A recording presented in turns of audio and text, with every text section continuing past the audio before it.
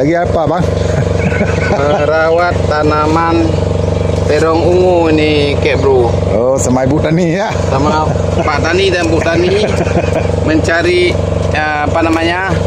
penghasilan tambahan dengan cara menanam terong ungu. Ini lagi kita rawat karena tanpa perawatan seperti ini maka terong ungunya pendek dan nanti kecil-kecil.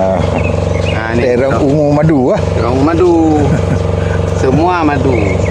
Yang penting Bu Tani nggak boleh di madu katanya. Bu Tani, boleh di madu nggak? Betul. Kok nggak ketahuan boleh ya? Kok nggak ketahuan boleh? Nah, nih terong ungu nih. Ini juga terong ungu nih. Nah.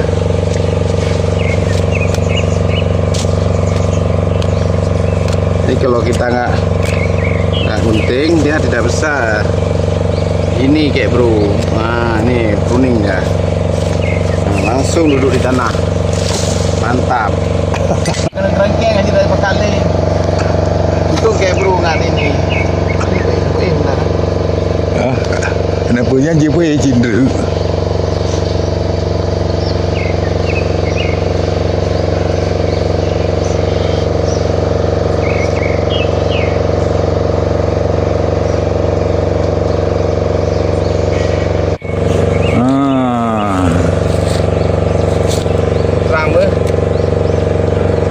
Kerang.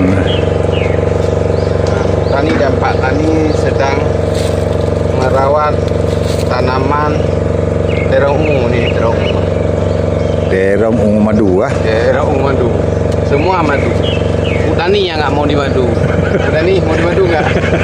Kalau nggak ketahuan mending kan? Ketahuan boleh ya. Nih. Nah, nih. Sebatang segini buahnya nih.